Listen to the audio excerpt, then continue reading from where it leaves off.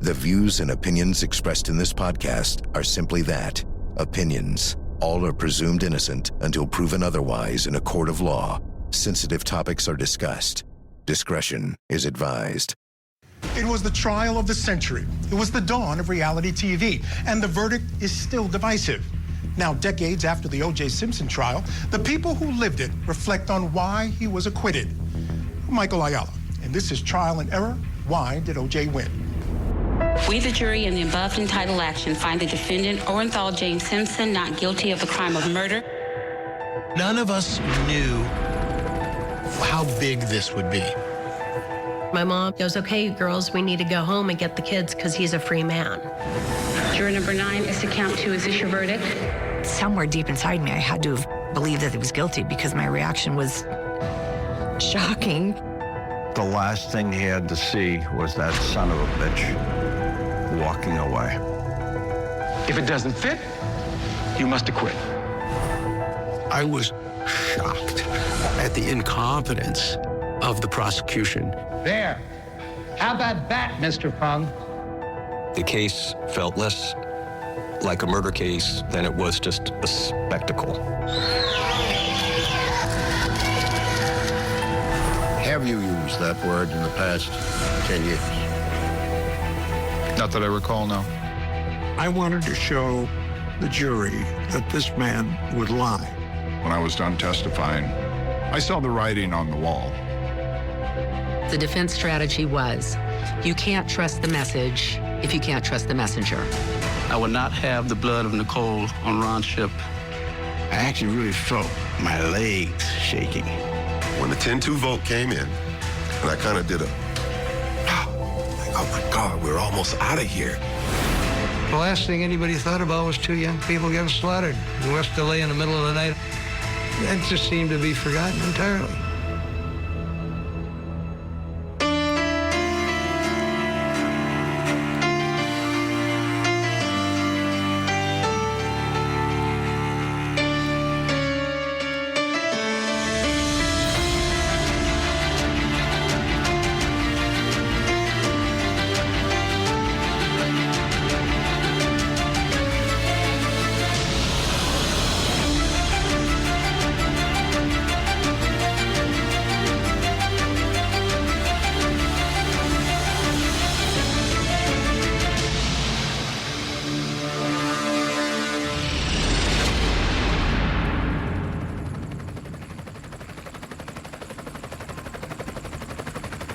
The body of 34-year-old Nicole Brown Simpson, ex-wife of O.J. Simpson, was found after midnight on the sidewalk outside her West Los Angeles home. Next to it, the body of an unidentified man. My lieutenant, John Rogers, called. He said, we have a double in West L.A. Right away, I began to think there's not a lot of homicides in that part of town. Where it happened, in Brentwood, was a very safe community. I mean, you don't expect anything like that to happen there. People always say, that never happens here. That's what people would say about Brentwood. For people that aren't familiar with Brentwood, it's a very small, it's been coined a bedroom community. You have to purposefully go in and out of it. You don't accidentally stumble upon it. Nicole Brown and Ron Goldman's bodies were found just before midnight outside the front door of her condo on Bundy Drive. You have a female at the Bundy location that is face down in a cocktail dress with no purse on her. There was so much blood. You have to remember that Nicole's was nearly decapitated and bled out on the sidewalk. When you talk about ways of getting killed, there's nothing more personal or more violent than a knife attack. And I mean, the murderer is right in the victim's face. And it's so personal. When I found out that it was a knife, I thought, oh my God. The one thing that Nicole was deathly afraid of was knives. She was right at the base of the steps. And then there's the sidewalk along the side. He was just beyond that, next to the tree. Ron was stabbed a couple of dozen times, and there was lots of blood, and it was a very small area. There was voices yelling, hey, hey, hey, which I believe was my brother, kind of coming up into what I believe was the killer physically pushing or assaulting Nicole, and my brother wanted to stop it. He was face up in the bushes, and you could tell that the ground around him was wet, and I assumed that was blood. He had several wounds. One of the commanders showed up, and he said, it's apparent now, looking at the inside of the house, talking to people, who the woman is. She's Nicole Brown Simpson. She is either the wife of, or estranged from, or divorced from O.J. Simpson. Simpson was the Trojan workhorse, averaging an unbelievable 36 carries a game. O.J. broke the single-season rushing record with 1,709 yards and scored 22 touchdowns. O.J. Simpson was a legendary football player beginning his career at the University of Southern California, where he won the Heisman Trophy. He would go on to play 11 seasons in the NFL, and in 1985 was inducted into the Pro Football Hall of Fame. You couldn't not enjoy watching O.J. play. I can remember, I guess he made a touchdown the last play of the game when they were playing UCLA, and it was pretty historic. Back when O.J. played football, they played real football. O.J. used to carry the football 30, 40 times a game, if not more. And he took a beating the whole time he played. He was a tough guy as a runner and everything else. When he used to get hit and go down, he didn't like it. He'd get up and hit right back. I like that attitude. Up until this point, O.J. is, the American dream. He's come from poverty. He's transcended all of his economic boundaries from his childhood and what have you, and he really is loved. He just lived in the projects. That was where everybody lived. We didn't realize that we were poor. We would go to the football games, the 49er games, and we would hustle tickets. And we'd make $15, $16 at a 49er game. We'd go to the Giants game and do the same thing, the Warriors game. And we'd make money like that. So we really didn't have the concept that we were poor. Here you have this person who was a spokesperson for Hertz, running through airports. When you're in a rush, take it from O.J. Simpson. There's only one superstar in rent-a-car, Hertz. He was adored throughout America by not only blacks, but by whites. By any measure, before the killings, a very popular, well-liked celebrity. O.J. and Nicole met in 1977. He was 30 years old, and Nicole was 18.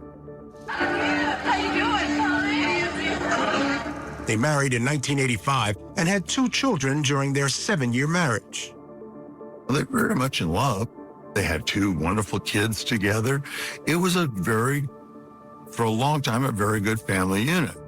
I do know that they had a love affair. And what that love affair was, I'll never understand. After the bodies of Nicole and Ron were found, investigators decided to go to his home in Rockingham and tell O.J. Simpson what had happened. When we got there, of course, everything changed because no one answered inside. We had just left the bloody crime scene. 2 people viciously attacked, numerous stab wounds, one nearly decapitated. This is the beginning of the major problems for the prosecution. They want to go to O.J.'s house. They want to tell him that his wife is dead.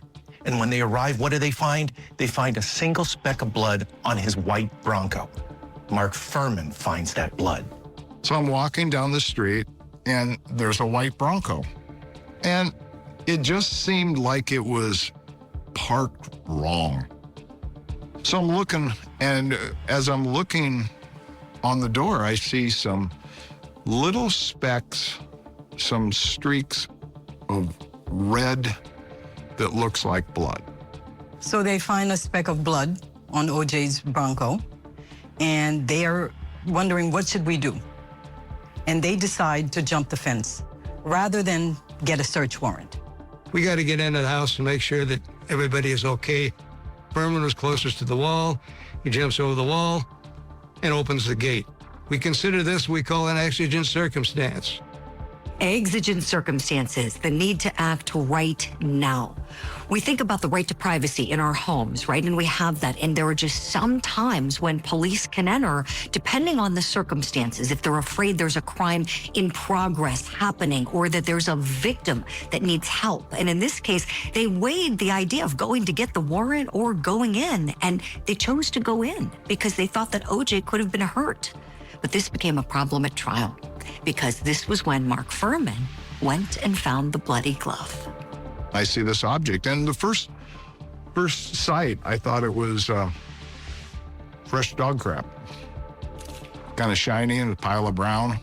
And as I got closer, I shined my flashlight on it, and I could see it was clearly a glove, and it looked damp.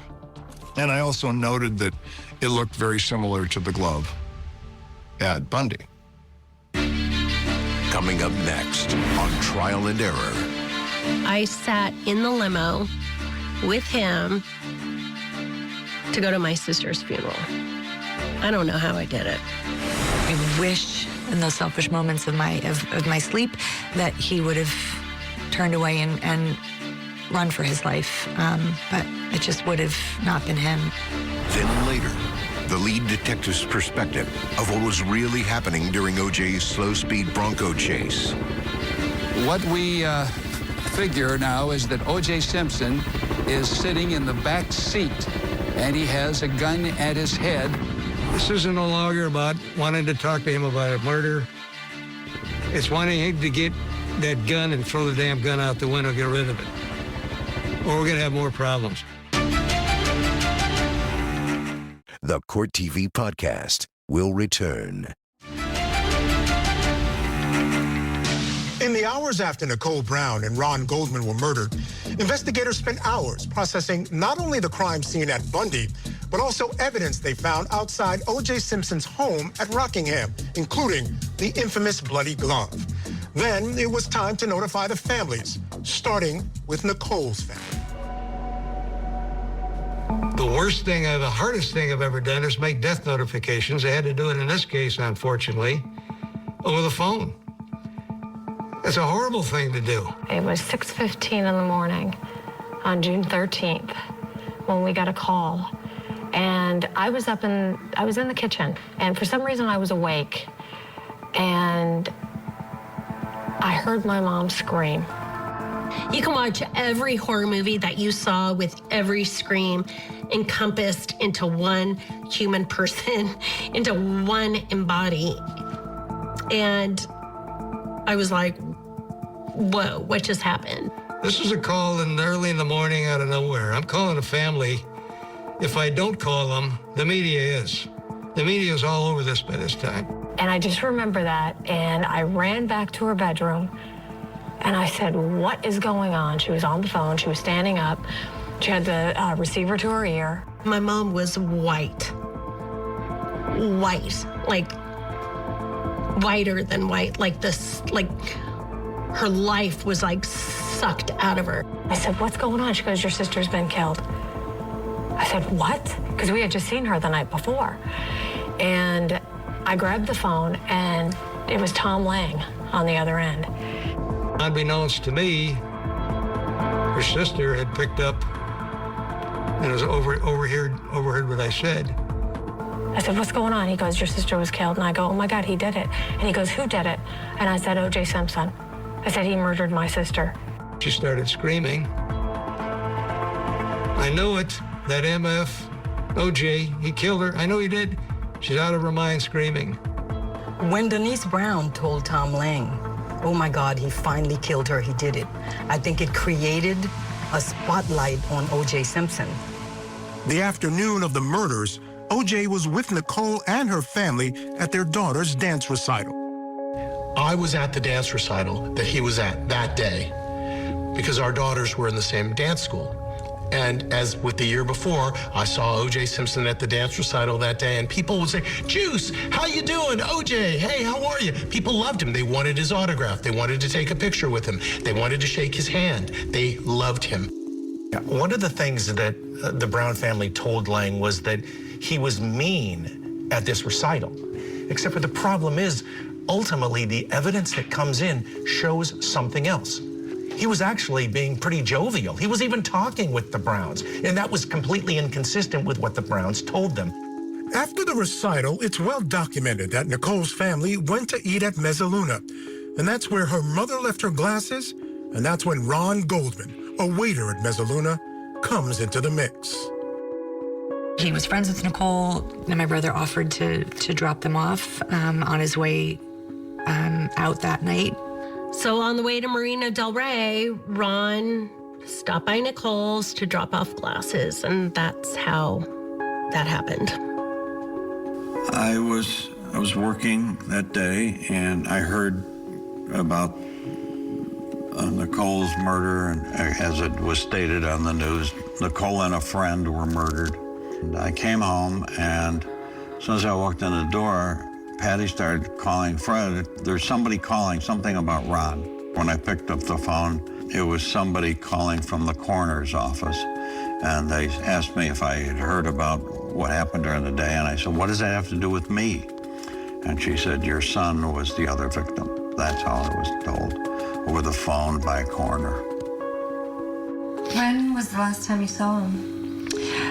November of '93 at my stepsister's bat mitzvah.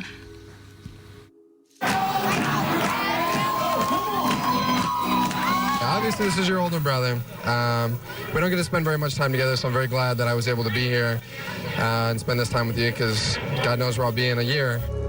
Ron Goldman was the classic case of wrong place, wrong time. It was just horrible. And Kim, his sister, I don't believe has ever gotten over it. It's a really hard place to live, because my brother doing anything other than what he did that night would have been uncharacteristic of him. Stumbling into a scene where he's witnessing an acquaintance, a friend, being attacked. Like, how could I not feel proud of him for trying to stop it? I wish in those selfish moments of my sleep that he would have turned away and run for his life. But it just would have not been him. And so I choose to embrace that, and in my mind, he's the hero. Up next on Trial and Error. Race played a major role in the trial, and it played a major role because the prosecution brought it into the case. And Marsha Clark thought that black women would identify much more with being women than being black. Also, the moment the world first met a Kardashian. To whom it may concern, I have nothing to do with Nicole's murder. I loved her, always have, and always will. The letter that Robert Kardashian read was one of the first made-for-TV moments, if you think about it. It was all for the cameras. It was all for drama. And later. This just culminates a series of unbelievable events that took place today. My dad was on the phone with O.J., and he goes, Juice, don't do this. He goes, don't do this. You have 2 kids. Don't do this.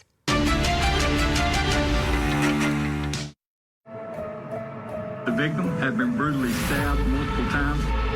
A single mother found dead. An unsettling crime scene. With rose petals scattered around her. The suspect, a classically trained concert pianist. Now a jury must decide, did this musician commit murder? I think there's meaning and significance to everything a killer does.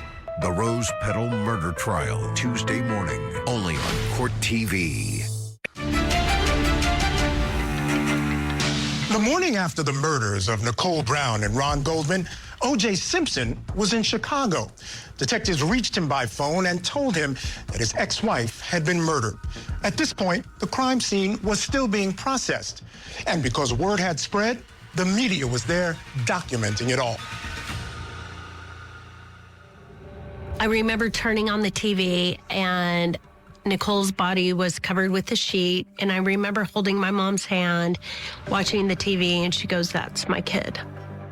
Reporters could stand right on the sidewalk and shoot into the crime scene and take photos of her. They set up on a little knoll right across the street, perfect angles for the camera. They're like, Noel was probably, 10, 12 feet up.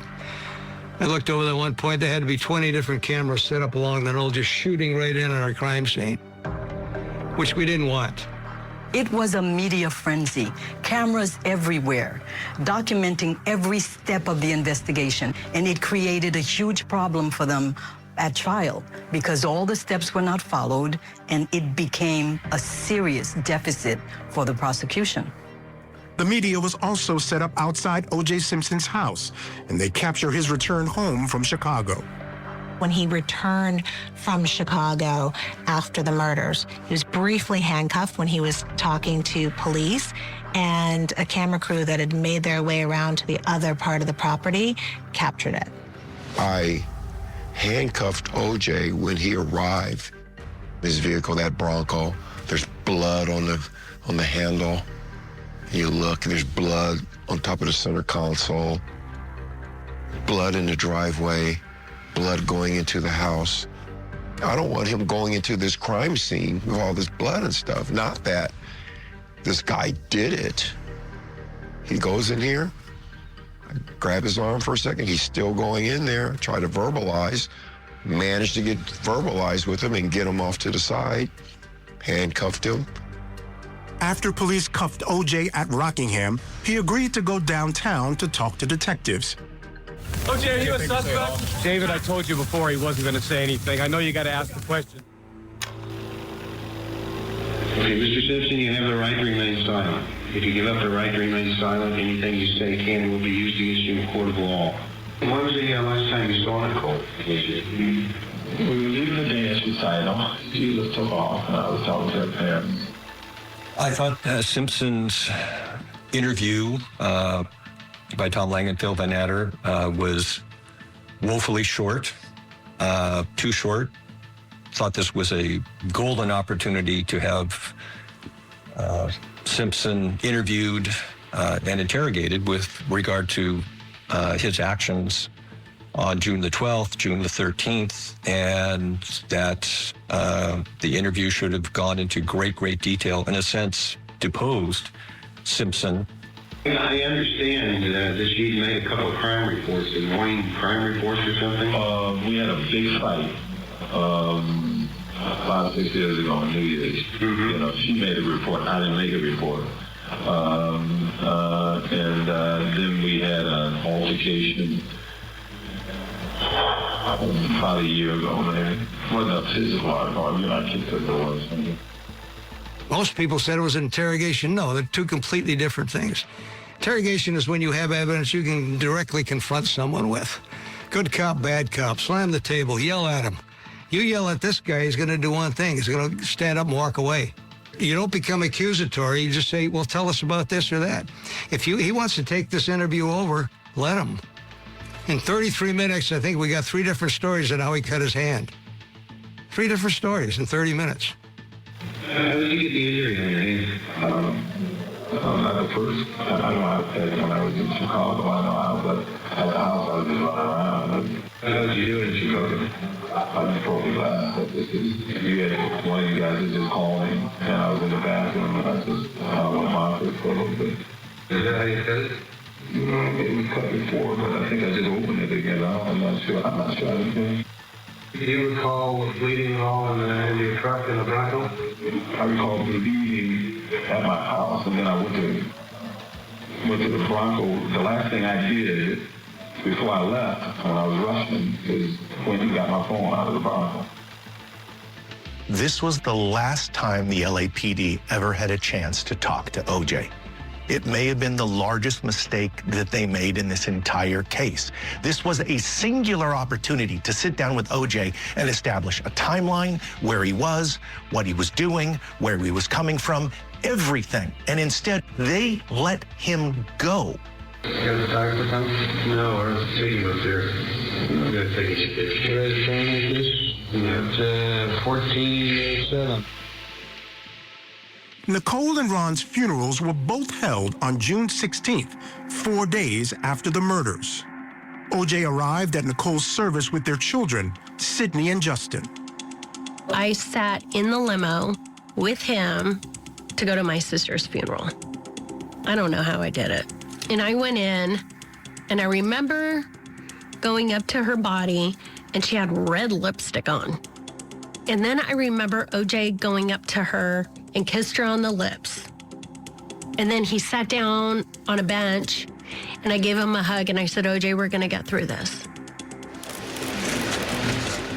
The next day, June 17th, Los Angeles County District Attorney Gil Garcetti announced that charges had been filed against O.J. Simpson. Today, my office filed murder charges against O.J. Simpson for the deaths of Nicole Brown Simpson and Ronald Lyle Goldman. We had fully anticipated that Mr. Simpson would have been arraigned this afternoon. As of this time, approximately 3 p.m., no one knows where he is. Straight ahead on Trial and Error, O.J. Simpson's slow-speed Bronco chase. This is a white Ford Bronco. This is the one that the All Points Bulletin was out today that said that O.J. Simpson was armed and dangerous. You'd see people lining the overpasses, go, O.J., go, that type of thing, homemade signs, because at this point, O.J. Simpson was still beloved. He wouldn't get out until he phoned his mom and got some orange juice. I can tell you that there is no other person on the planet that LAPD were allowed to do anything except for get your hands behind your head, or he would have been shot.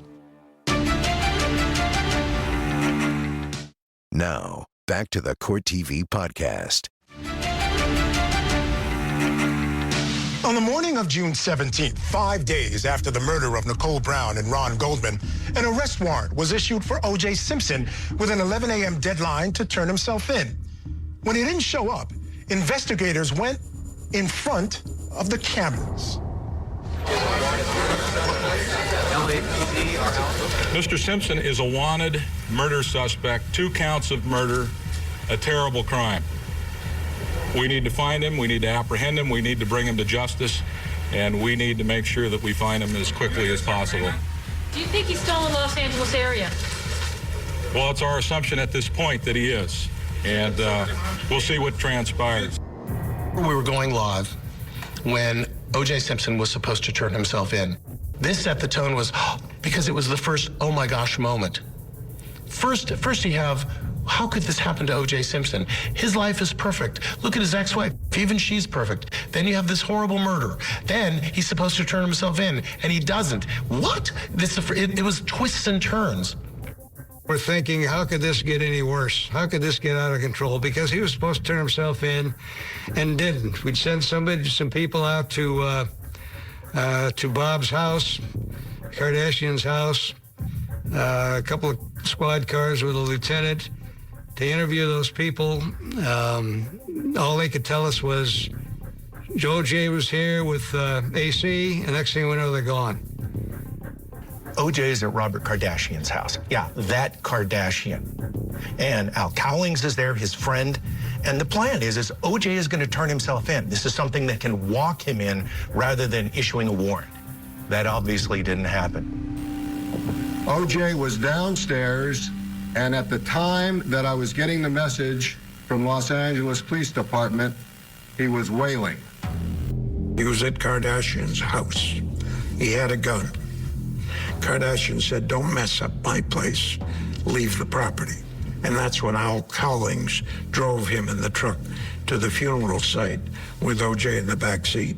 I would like to introduce to you Mr. Robert Kardashian, who is one of Mr. Simpson's closest and dearest friends. This letter was written by O.J. today. I had nothing to do with Nicole's murder. I loved her, always have, and always will. If we had a problem, it's because I loved her so much.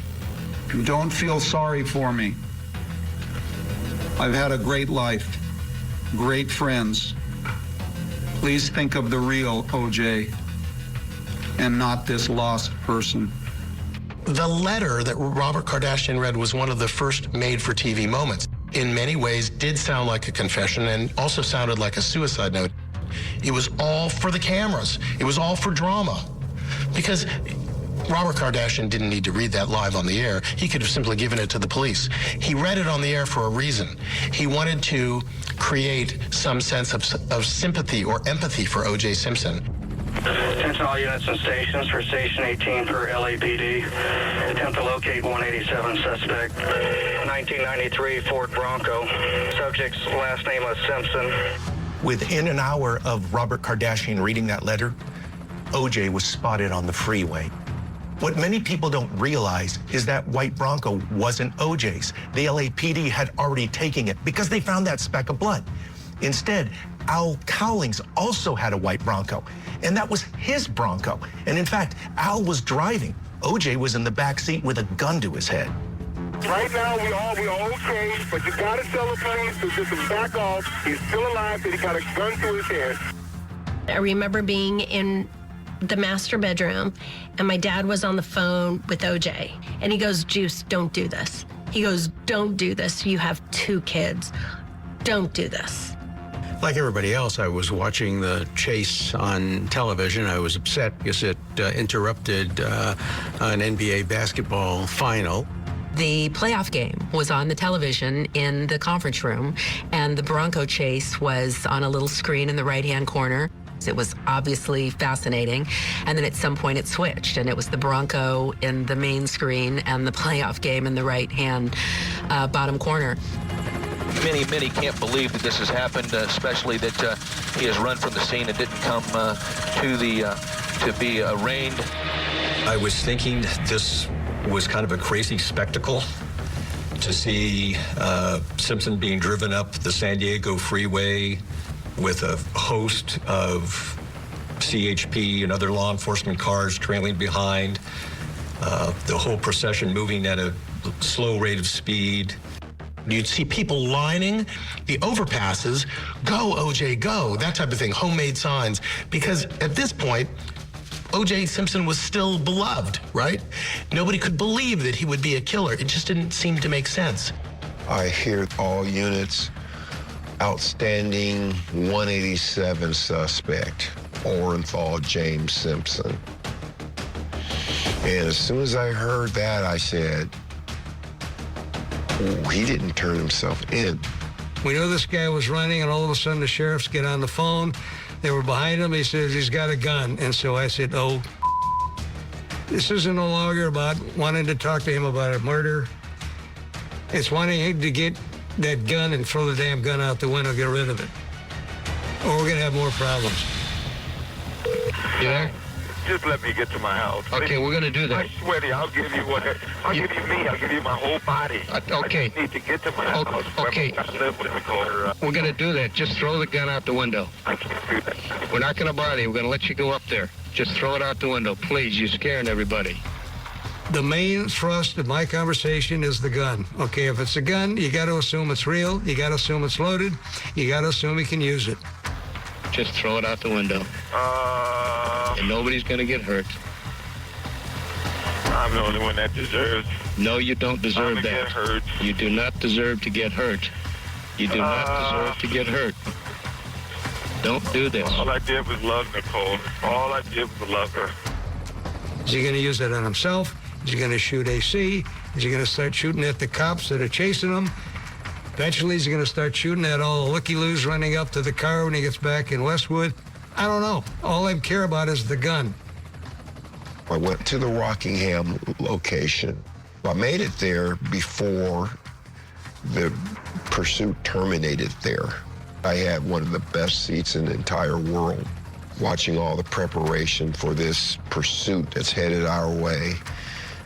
Seeing the Metro guys get in their ghillie suits and up in the trees and pushing people back, and it was a sight to behold.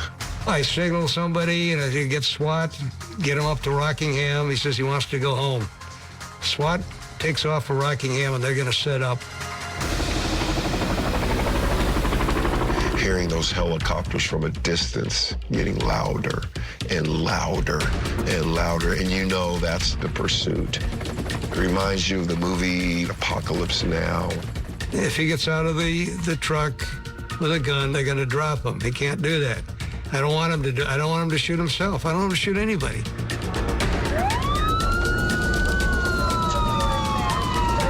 I see O.J.'s son, Jason. He broke away and ran right into the driveway. He thought that they were going to assassinate his father.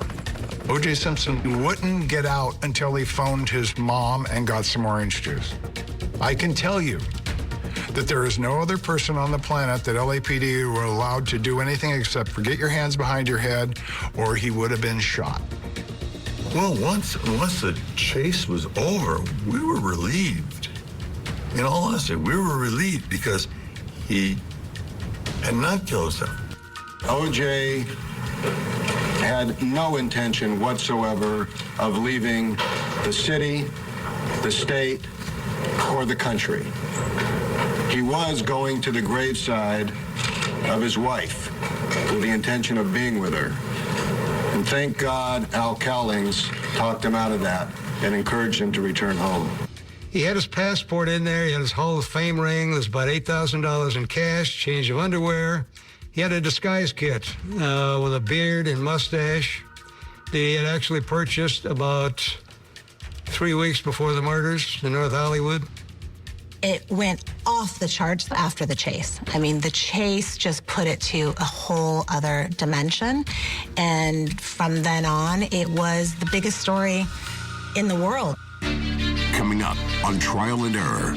The composition of that jury proved to be the most fatal error, I think, for the prosecution.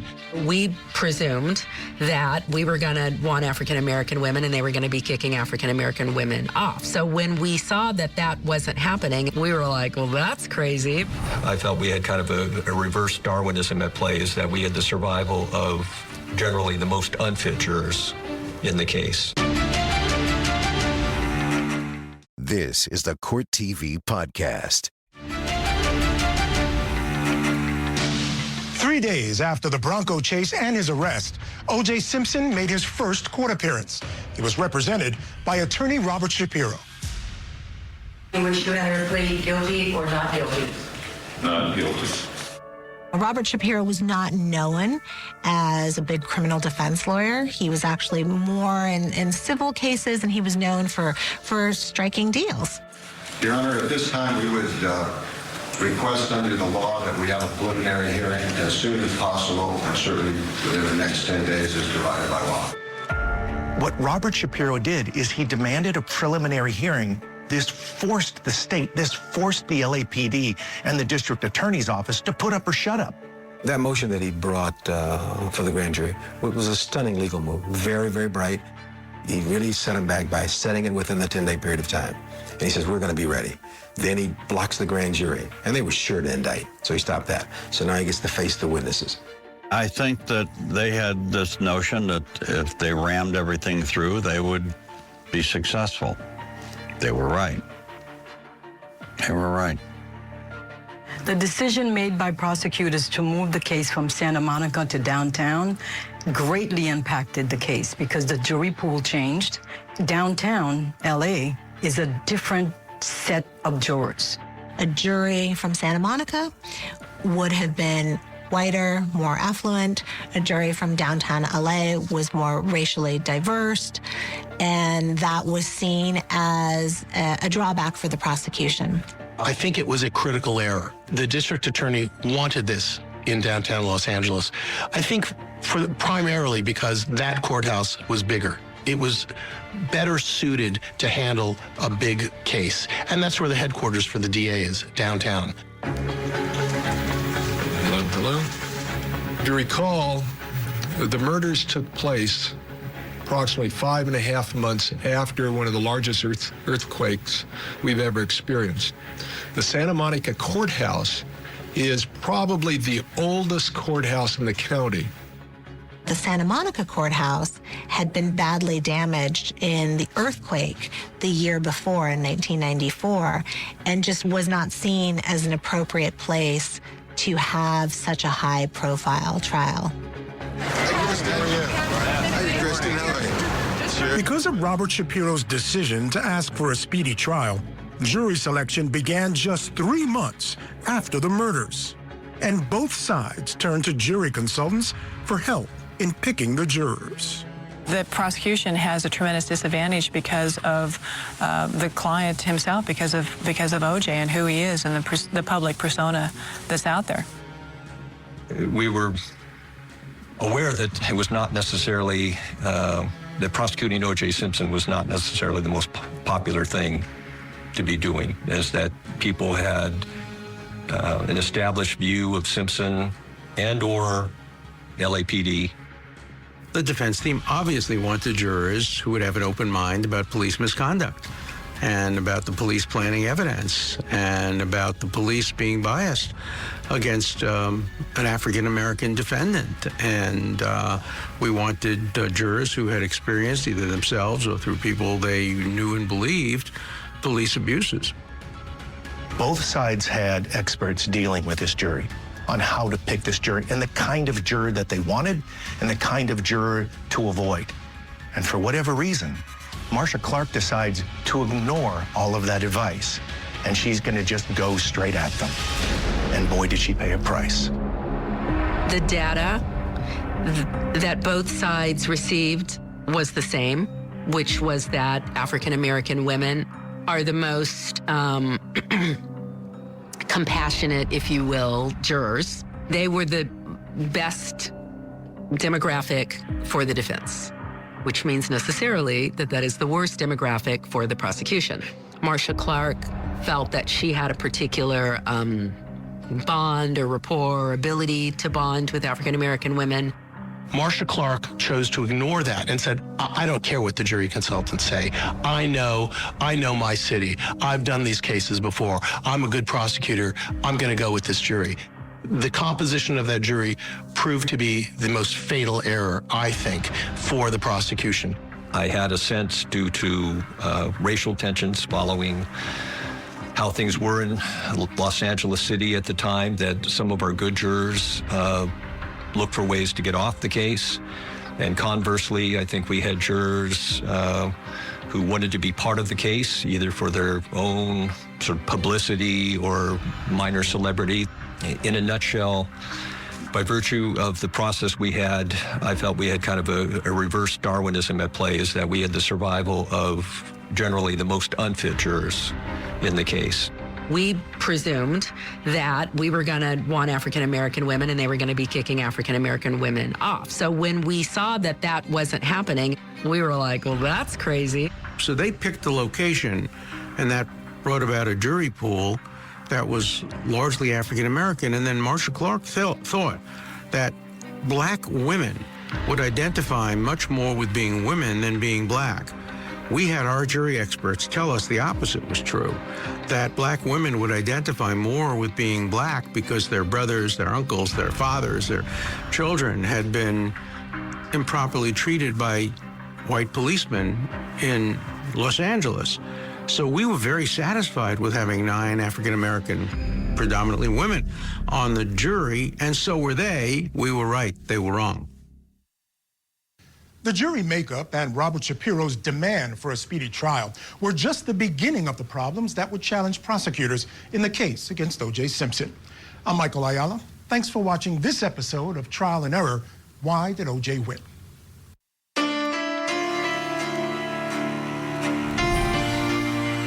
I did not, could not, and would not have committed this crime.